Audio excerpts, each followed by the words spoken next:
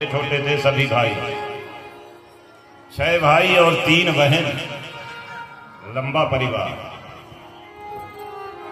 अब पिताजी अकेले।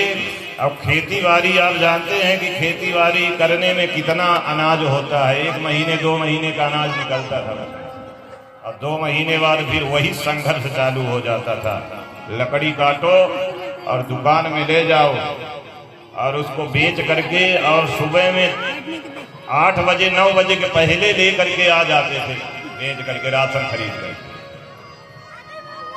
और हमको अच्छी तरह से याद है कि बासी भात जो होता था तो हमारी दादी हम लोगों के थाली में परोस देती थी बासी भात।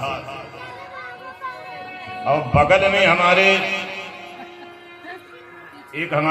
पट्टीदार थे जो जिनके घर से यहाँ आती है, जिनको मैं भाभी जी बोलता हूँ, आप लोगों ने सुना होगा देखा होगा।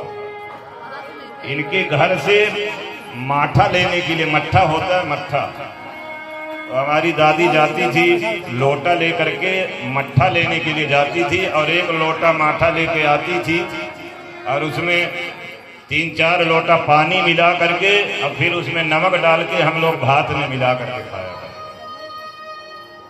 किसी दिन ऐसा भी होता था कि वो नहीं मिलता था माठा, किसी दिन ऐसा होता था।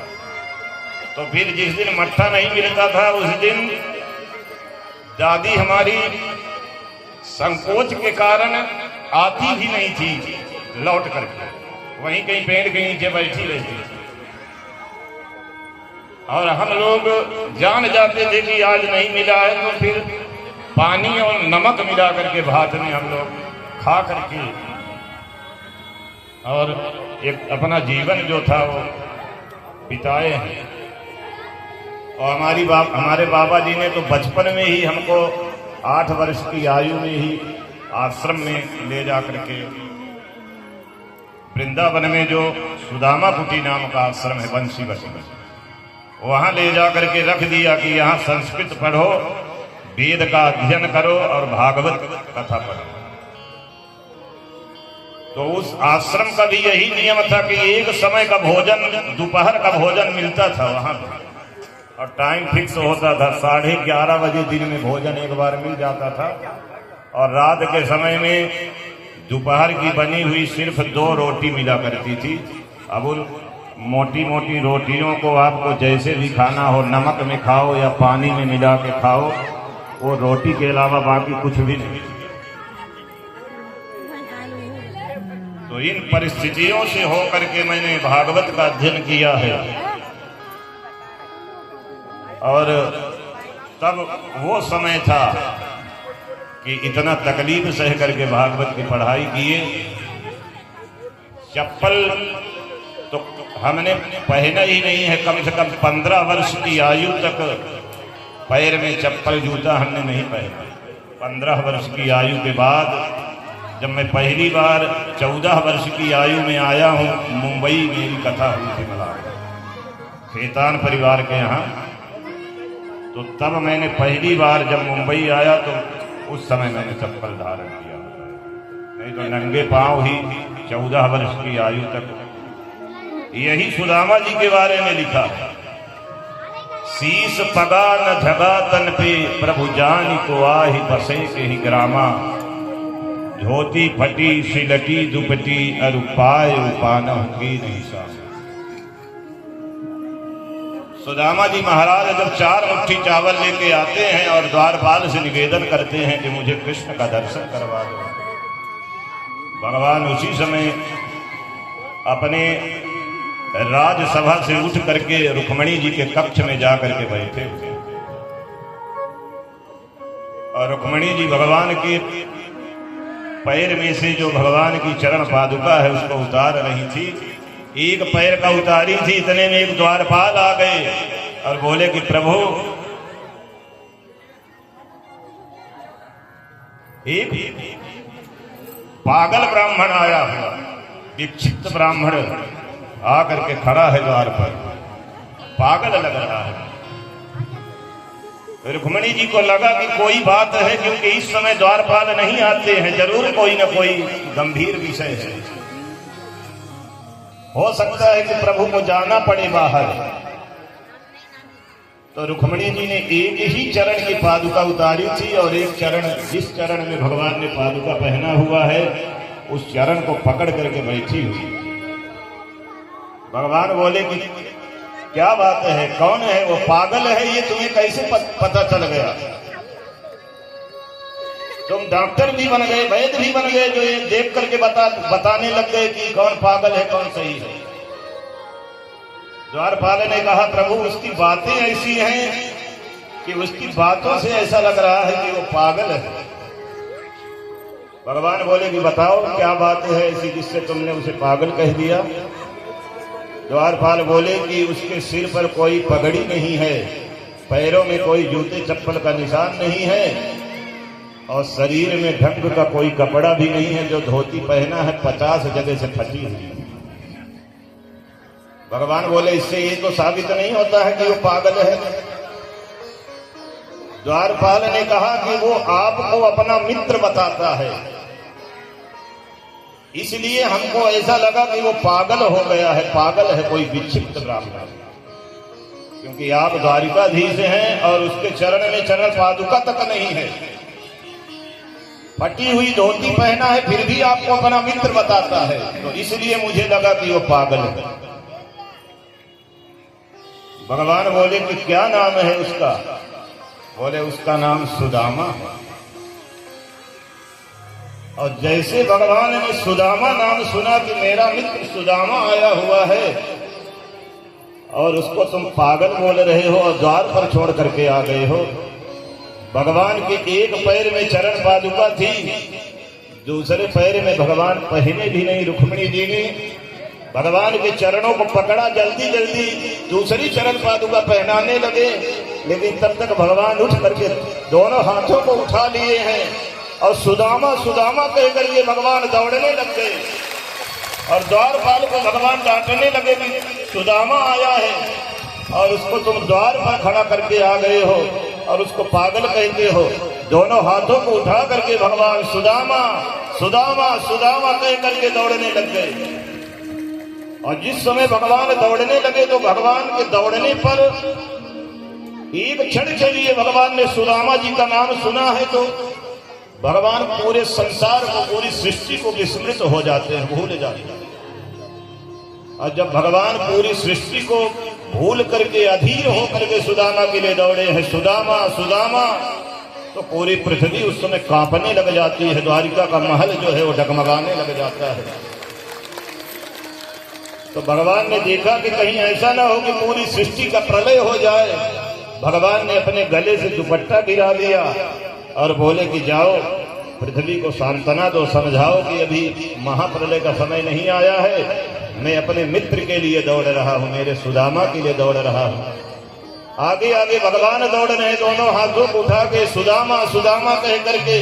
पीछे पीछे वो द्वारपाल दौड़ रहा है जो भगवान को संदेशा लेकर के आया था, और उसके पीछे उद्धव, सात्विकी, विदुर इत्यादि जितने भगवान के पार्षद हैं सब दौड़ रहे हैं, एक दूसरे से पूछ रहे हैं क्या हुआ।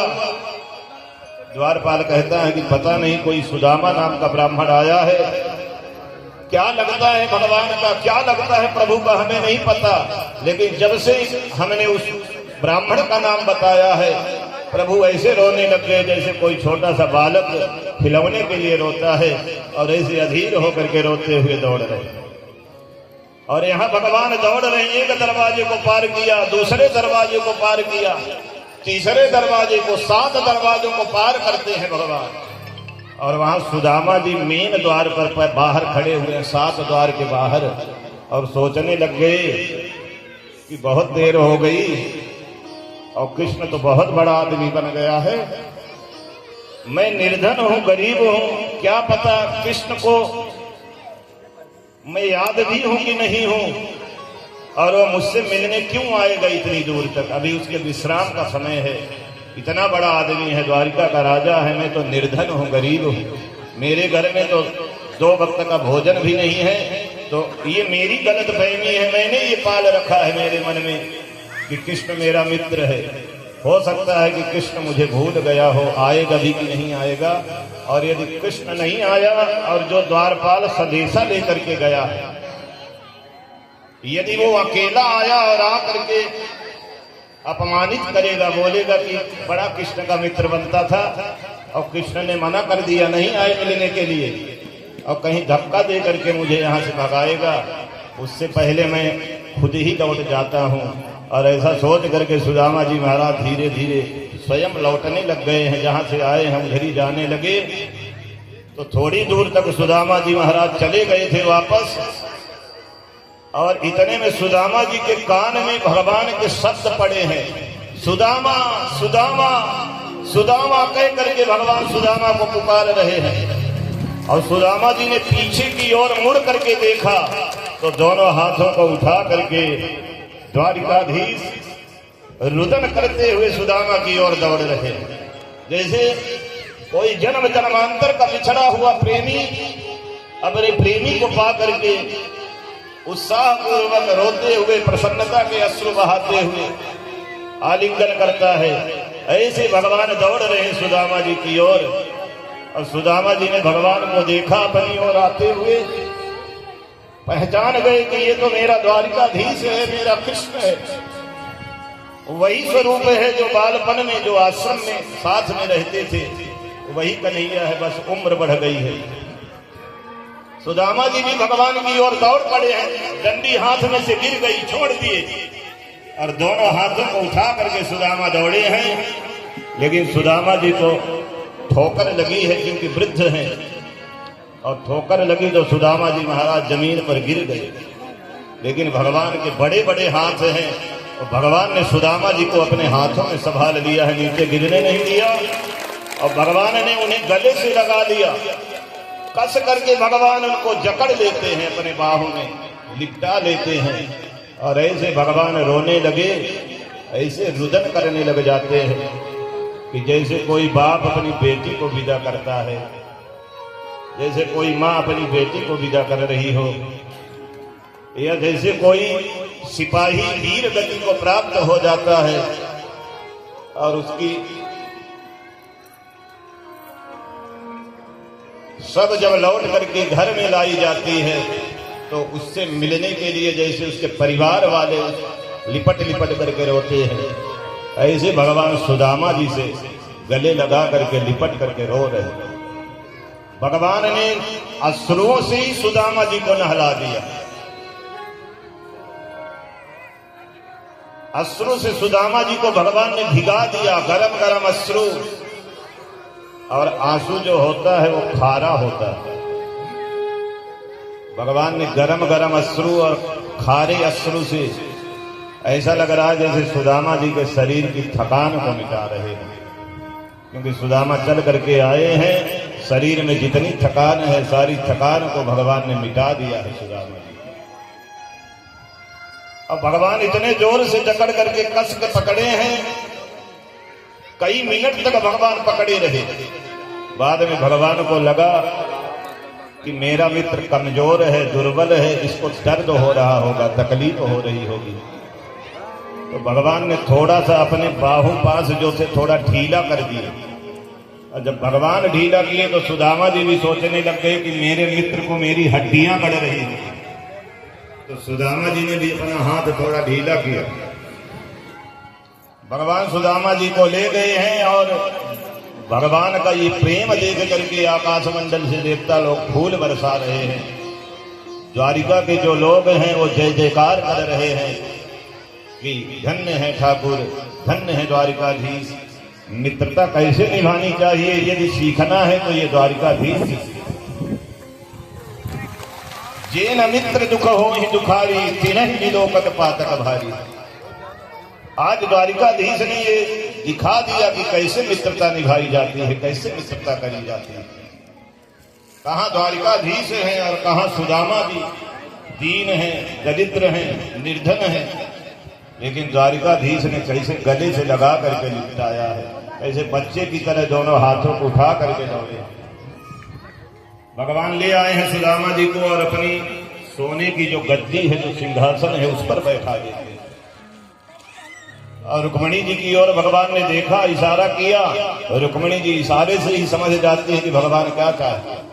पत्नी ऐसी होनी चाहिए जो पति के इशारे से समझ जाए कि पति क्या चाहता है। उसको पतिव्रता नारी बोलते। रुक्मिणी जी भागे भागे गई हैं रसोई घर की तरफ। जब भगवान ने देखा, रुक्मिणी जी गर्म पानी लेने के लिए गई, लेकिन रुक्मिणी जी को गर्म पानी लाने में देरी हो गई।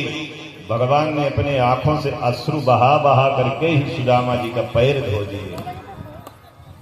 पानी परात को हाथ छुओ नहीं, नैनन के जल से पग धोए।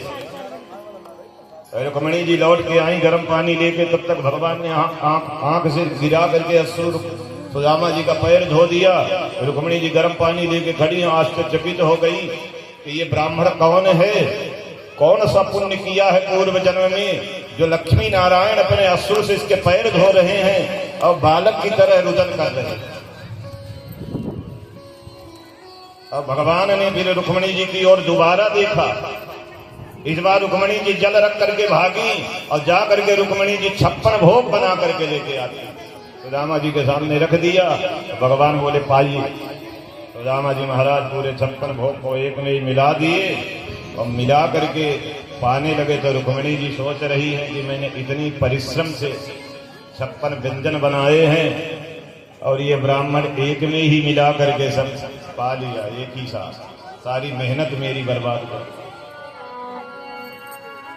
सुदामा जी बोले कि लाला, हमें तो ज्यादा पकवान खावे की आदत ना है, 56 भोग खावे की आदत ना है, हमें तो ये मिले ही ना है कभी।